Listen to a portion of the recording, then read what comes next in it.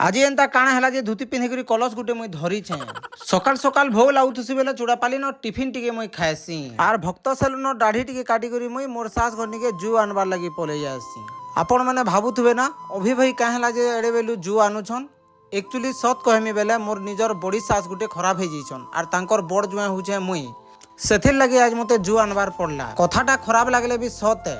एंता केते लोग अछन झी जन्म कले मन दुख करसन लेकिन जड़े झी जन्म करिथिले जे तार झी जुआर हाथे आबार सौभाग्य पैसन। मोर साली गुटे सबु बेले ब्लॉग रे एमी एमी कहसी आउ जेंता ब्लॉग रे मुई आनी देसी मते जलजीरा गुटे आनी देसी। एक्चुअली जे जू आनसी से दिनर खर्चाटा तार हेसी बेले मुई मीठा 3 केजी आनी थिसी आउ समस्ते जेंता खाना पीना करसु समस्त को मुई बांटी देसी। एक्चुअली ई जू आनबाटा सब समाज रे टिके टिके डिफरेंट रहेसी। आमर समाज रे केन चिन्हा आनी करी आसले जे सेटा टिके देखाई देबार पड़सी आउ एक मुही हे करी समस्त को बाय कहि करी घर के पले आबार पड़सी।